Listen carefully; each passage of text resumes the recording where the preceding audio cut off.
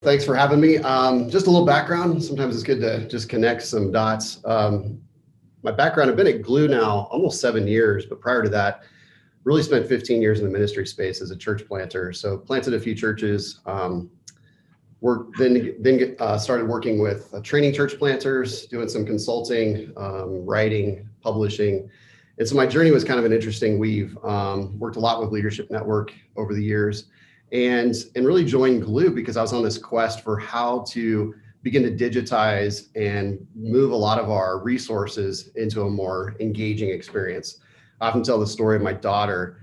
I was watching her play with a Thomas the Train app. And here I was doing print workbooks and media, PDFs, and just was really fascinated by the idea of what would it look like to be more engaging with technology. So I was recruited to Glue. And just a little background on, let me move my picture here so I can see this. Glue's been in existence since about 2010. It's been on a mission really to support churches and ministries and enabling them to better know their people, engage the community, and really through technology. And I'm going to be talking a lot about Glue and the learning. So, you're going to hear Glue a lot, but I'm not really going to be pitching Glue at all. A lot of what I'm going to be talking about is lessons I've learned while being at Glue, and really filtering through the lens of a ministry leader, church planter, consultant, and really trying to engage that conversation of how do we actually better equip our church leaders for ministry in this kind of new era, especially related to COVID. And so let me keep going here. Just a little background on Glue, and this is where oftentimes people are like, what in the world's going on at Glue, and what's the history here? Scott Beck, our CEO, most notably, he started really the franchise model at Blockbuster, walked into the first store and saw an opportunity, took that to 4,000 stores before selling it to Viacom in the early 90s. And then we've got been involved in Einstein Bagel, Boston Market, Family Life as a board member for a number of years at Ancestry.com. Just a wealth of background and experience watching things scale. And so oftentimes we're talking to church leaders about how do we begin to think about scale, because that's really been the quest here at Glue. And so really our purpose here, and I find this resonates so well with ministry, is to release globally the passion in every person to champion the growth of another so they can be all they were born to be. And so when I think about that, there's a number of things that come to mind. One is, isn't that what most church leaders are trying to accomplish? Like, we're all trying to equip leaders for ministry, equip people in their faith. And so the word champion, I like to talk about this because it's kind of a fun word. And we use it as like organizations or leaders who work to grow and inspire others. And that basically crosses the gamut of pastor, therapist, counselor, coaches, trainers, teachers, and instructors. And so a champion, basically I like to frame it as, we're all champions. If we're on this call, we're all champions. The organizations we serve are champion orgs. And so it's just a fun way to think about how we position ourselves with people. And I'm going to be talking a little bit about platform ecosystem. I know Matt dove deep in church's platform. I'm just going to broaden it out a little bit and talk about, what are all the contributors to platforms, and how does this show up, and how can we take advantage of that as churches? And I love this verse. I just dropped this in here, Proverbs 2:6. And I hopefully, some amount of wisdom comes out of this session. And really the quote is, "For the Lord gives wisdom, from his mouth comes knowledge and understanding." So just as I kick it off here, I just pray that some amount of wisdom, knowledge, and understanding comes to each of us, and whether it's through the words I share or just the promptings of God, I just pray that be a big takeaway for each of you.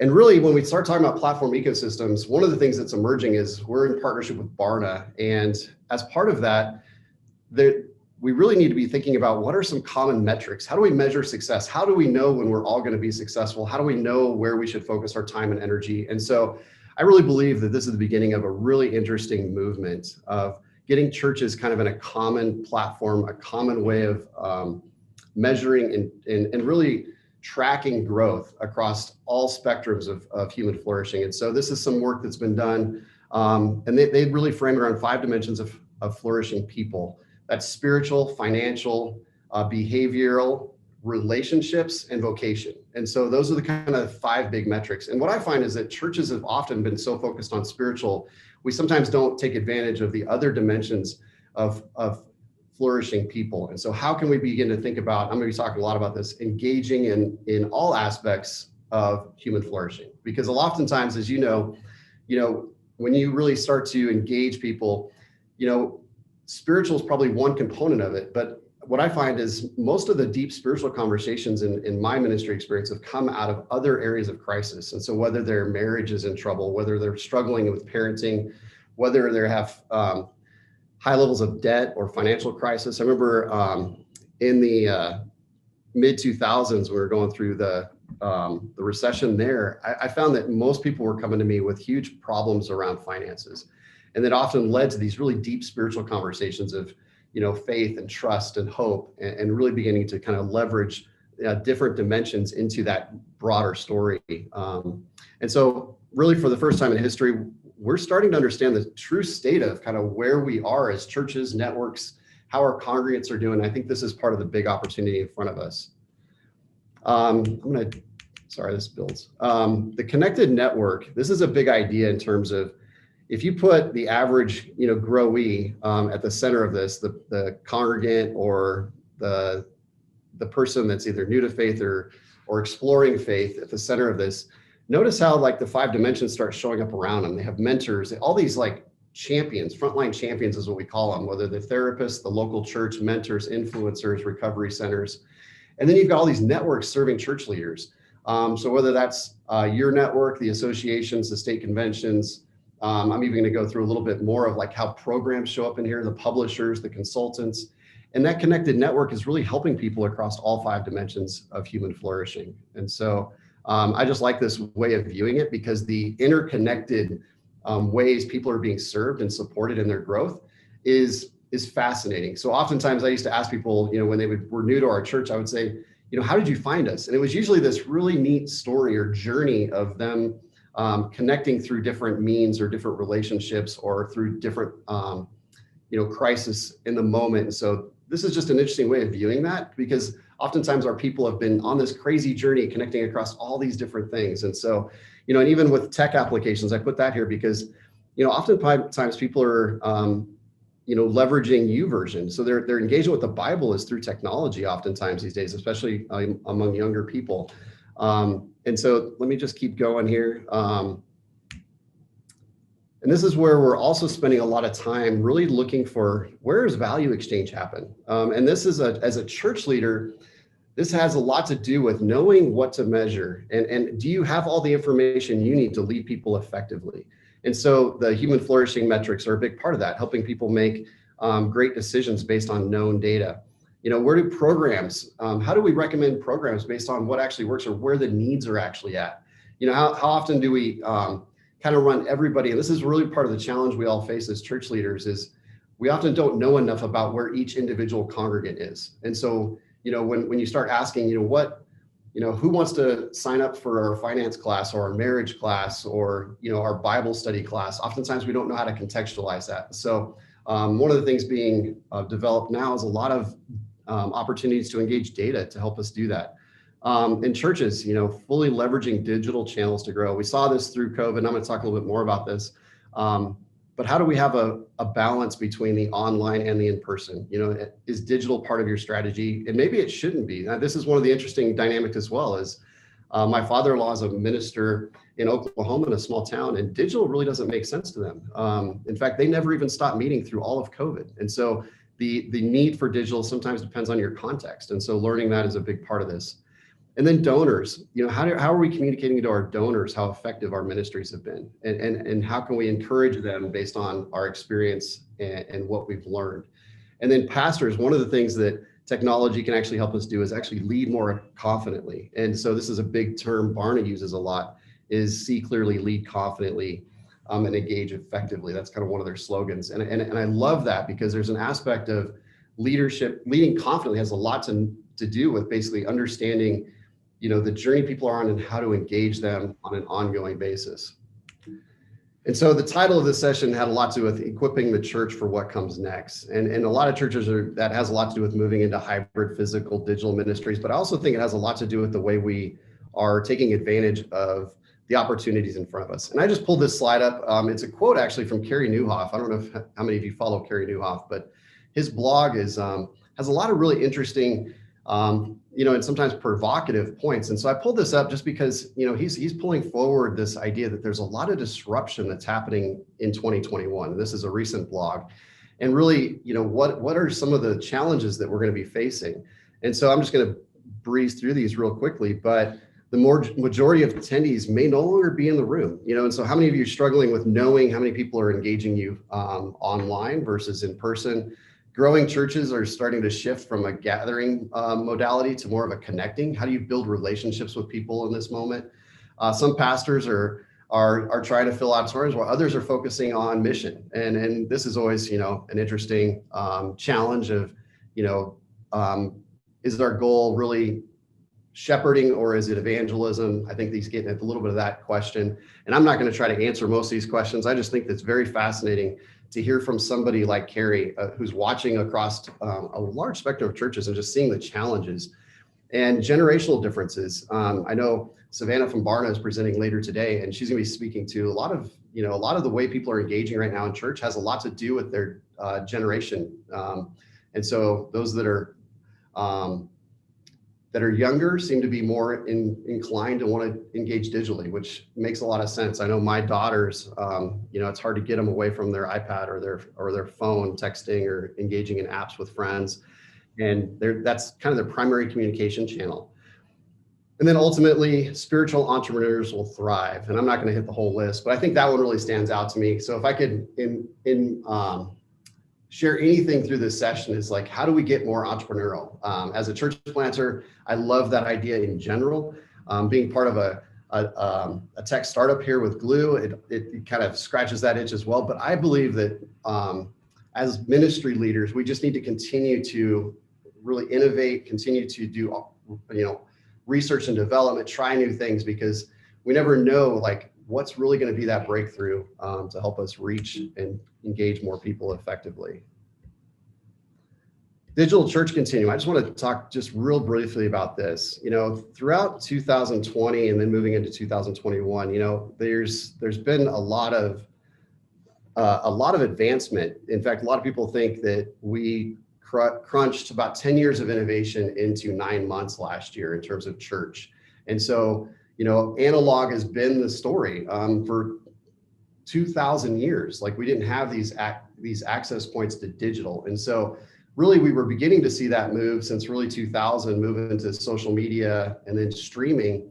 But COVID really pushed the whole church to need to engage that more strategically. But what I get interested in is more what happens next. And so when I look at this continuum, like how are we going to basically start to think about not moving entirely away from in-person. In fact, we have a saying at Glue that relationships catalyze growth. So we need the relationships. And for those of you that have seen the funny commercials about Facebook, having a Facebook friend is not the same thing as having an in-person friend across the room. And so, it could definitely help with that. But what are our ways of thinking about enhancing our analog experiences with more digital offerings? And so digital groups is one aspect of that. Reaching new people online. A lot of people are finding that the online door is actually the best way to experience and be exposed to church for the first time. In fact, this is actually an interesting personal story. As we were transitioning churches in 2019, I actually found the church we now attend through their online service. I was just looking around local churches, and a friend of mine, Dave Runyon, was speaking at this church, and I was like, wait, well, if he's speaking there, maybe I'd like to check him out. So I met with their pastor. We've become good friends, and just realizing that online is another opportunity to help people find us as leaders. And then pathways from online to in-person. We used to always think about in-person to digital options, but now it's like from online to in-person, just an interesting transition. And then digital tools for growth. That's one of my quests, is how do we help people grow? Leveraging technology, not at the exclusion of other things, and then flourishing metrics. How do we measure outcomes? How do we know if people are growing and on the right track? And so again, as we're looking at this, one of my interesting exposures once I joined Glue was we were doing a lot of work with assessments. And so I've been encouraging leaders to begin really thinking about assessment strategy. And here's just some examples. Barna's been doing a lot of work with us around assessments. And I know your organizations have been looking at the Barna People Pulse as one of those options as far as deploying to some of your churches. but the assessment strategy, being able to gain insights on how people are specifically doing across the 5 dimensions, or more specifically, potentially in one of the areas. We even deployed a faith and race check-in mid last year to help church leaders better understand how their people were processing some of the challenges our country was facing. Love your neighbor check-in, just really thinking about, from the perspective of, what's happening in your neighborhoods, and a parent check-in, from another organization. And I just think about assessments as helping us be informed very specifically. So instead of kind of, having a gut instinct about how people are doing, to really hear from them and know how they are responding and the challenges they're facing, gives us a huge opportunity to better know and match people to the right solutions. And then dashboards, I throw this in there because we've been doing a lot of work with dashboards, and I throw this slide in there mainly to ask you, what does your dashboard look like? When you think about tracking success in your church and in your networks, what are you tracking? What helps you understand whether or not you're winning or losing, or whether or not there's opportunities to further advance in specific areas? And so I throw this out there because I find this has been really telling for me, is when you look at the 5 dimensions, and this is actually based on some raw scores, I always find it interesting that relationship has typically has been a lower score than some of those other areas of spiritual, vocation, even, and financial. It just kind of surprises me that, if we really knew that a lot of our people are struggling with relationships right now in this moment, what would we do differently? What would that mean? And so dashboards, I think, help network and church leaders understand how their churches are doing across a broader range of things. And so, there's a lot of work that's been going on in the church space, just about, thinking through, how do we measure our discipleship? What is our assimilation processes? And so I just throw that out there to say, if you could design your dashboard, I mean, we can, we're working on some ways of doing that as well, but what would you want to track? That's often the question I ask leaders, is if you could track anything, if you could know anything about your churches or the congregants in your churches, what would that look like, and what would that be? Because I think that's one of the things that I'm hopeful we unlock as leaders in the church space. And then insights, insights for us, and I'm just using kind of our term for it, but it's really about knowing the community and the people in your churches. And so insights allow us to really engage people more effectively with the right messaging, whether really in person or digitally. But as we think about this, how informed are you of what the needs are in your community? How are we helping church leaders think about this? And whether it's, this is, again, there's a lot of ways to find out about your community, whether that's, Glue has some tools in there, but Mission Insights does as well.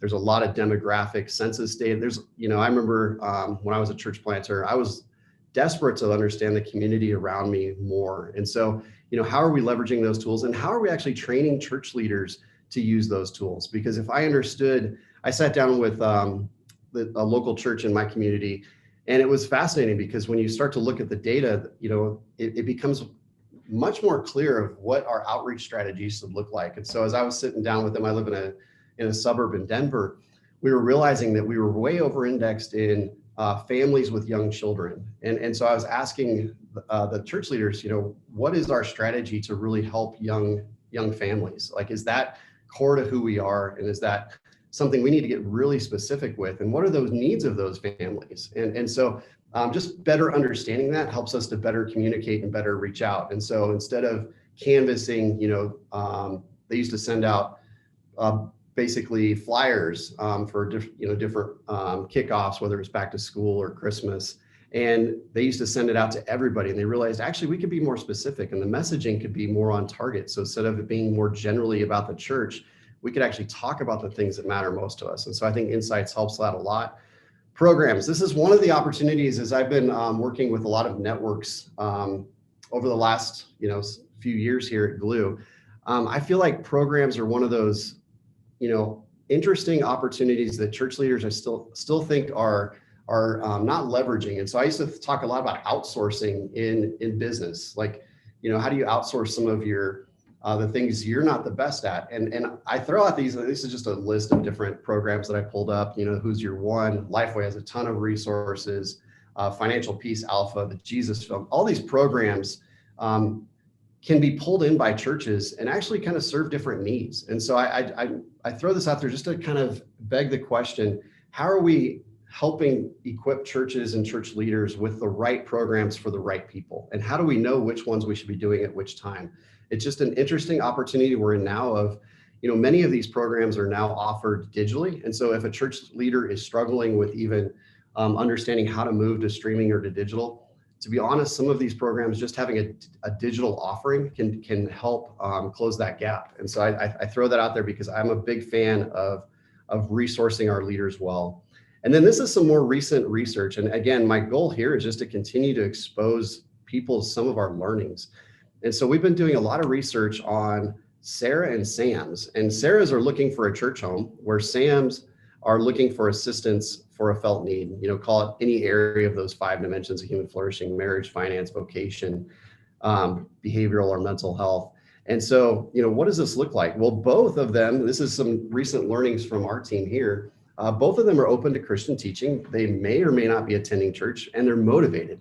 And this is one of the things I think is really telling, is that the challenge we all have for reaching people that are kind of exploring church, we used to call them spiritually disoriented God seekers, was a term we used to use, just as kind of a funny way of thinking about, hey, we believe that most people are actually kind of on this journey of faith, and so how do we engage them effectively? Some of them are specifically looking for church, some of them are specifically looking for help, and how do we start to think about engaging them? And so some of the learnings I want to share is that we need to treat them a little bit differently. So Sarah presents her search as a relational and long-term, primarily about cultural fit. When you're looking for a church, you're really looking for, how do I connect here? Who do I connect with? And really what's the, how do I see myself in this environment kind of over a longer period of time? Where Sam presents his search as a little more transactional, short-term, help me with my finances, help me with my marriage. And it becomes a kind of a side door to the church. So the logistics, fit of the solution, this is where you get into those questions of, do you have childcare? What time is the program available? So Sarah, who's looking for the church, believes her first step will always be to attend a church service. So she's not looking for the program, she's looking to attend your service. Whereas Sam is really part of the community and sees a high value for both. And both of them, this is part of the challenge I wanted to present. The process is hard. So when you think about people that are exploring your church, that it's a hard process. A lot of the interviews we've been doing about people that are looking for places to engage their faith, just recognizing that it's a challenge, that it's not an easy process to discover the right church, the right program, and oftentimes it's relationally enabled. So just to, on that continuum, help me find something that helps me as quickly as possible. That would be kind of those programs. And then help me know if I can trust this resource or these people or this community. And so oftentimes the big takeaway for me is that we're finding that some of these less value, easier to do's are great entry points for your church versus the bigger asks, like join us on this bigger endeavor. There's more value offered, but it's harder to do. So I would encourage you to be thinking about, how do you have both? Like, I know we always are trying to encourage people to attend our churches, and encourage our congregants to really invite their neighbors, their friends. But how are we helping with providing these opportunities or experiences to experience us across the spectrum? So what are some of those easy things? And one example of that is we used to do these park services in the summer. We would just say, hey, we're going to do barbecues, like probably once a month, every month from June to September. We used to have a Sunday afternoon barbecue. That was like the easiest entry point. It was come hang out with some people, meet some new friends, have some good conversations and good food. But that spectrum starts to move, as people would engage us there. Maybe the next step was actually, we would do this Ahava service, where it was like a celebration, and it was really just a dinner, buffet style dinner. And we would invite people to participate who were a little bit more engaged with us, to hear what our vision was, what we were really trying to accomplish. And we would do those once a year. But those were always a great entry point for people to like experience a bit of who we are and what we're desiring to do as a congregation. And so how are we encouraging our church leaders to be rounding out that? And so some of the problems to solve really is on those easier things. People want to know the time, the place, the detailed description, can I join it online? Is it in person? How do I connect with it? Versus as a church leader, getting people to connect with us. And from being here in a tech environment, I think one of the things I'm starting to realize is that the trust and credibility of the way we present ourselves is super important. And so, how are you building that? How are you establishing that? So, how are you using social media, even if your church leaders are using it, or if you're using it yourself? How are you using that to continue to build credibility and trust, and helping people feel like they can connect with you? Because really the word of mouth, in fact, as we've been doing a lot of work with national program partners, like some of the ones on that list, most of them say that people find their programs, people are finding these churches through word of mouth and relationships. It's through conversations. And so really building up the value, helping people be able to articulate what you're about is just a huge part, I think, of the challenge we're facing, because we need people that are excited about what we're doing. We need them to have participated in what I like to draw from is this idea of extraordinary experiences. What experiences have they had at connecting to our churches? How would they articulate that? And how are we doing a good job? In fact, even as a dad, that's been one of my goals, is how do I create extraordinary moments with my kids and my family? Because those are the things they're going to remember. Those are the things they're going to talk about with their friends. I think in the church space, we need to continue to think about those same things. And as a kid growing up in church, I remember, I didn't remember every service, not the truth, the word being shared, the worship, that all made an impact over time. But I can't really point to one service or one teaching. What I do remember is the softball games that my dad participated in. I do remember the barbecues, the picnics, even the camping trips. I remember all those bigger things where I remember actually our church went through a building process, and I used to go on Saturdays and help, as a 8-year-old, help clean up and do little things as all these men were working on the church together. And those were the experiences that struck me and helped me to connect relationally with people. And so I would love to kind of wrap up here. There's a lot of other things I can talk about. In fact, some of the areas I was going to get into is like, how do we build personas of your people? In fact, I'll include this in the deck if this is being shared out, where, what does it look like in the community around you? And so we have tools, and again, you can draw this information from anywhere. What does it look like to build kind of an overview of what's motivating the people in the community around you? What's the largest percentage of generation? Are people married or single, cohabitating? What's their spiritual style? We have some information on that. What's their household incomes, debt levels? How do you start to build a persona? And this is something I have learned, and I love it as a takeaway from engaging in different tech relationships here, is this idea that we have an opportunity to really be very specific in our ministry. And so most of the organizations I work with actually have a persona. They actually usually name that persona of a person, and really start to uncover those important insights for deeper connections. And so I have to encourage people, name your personas. Is it Skeptical Sam, Missionary Mark, Career Motivated Molly, Single Mom Mary? You can almost have fun with it. But what are the demographics of your organization and churches? What motivates them? How can they connect culturally in a more meaningful way? And then here's another way to think about it: Seeking Sarah. What's her demographic? What motivates this person? How would you describe the person you're trying to reach in the community? And this is where I actually encourage leaders to do a little interviews. Find out what the journeys of your people are. Even as pastors, I'm encouraging them to engage their leaders in better understanding their full journey, because that matters a lot in the way they experience and express it to others.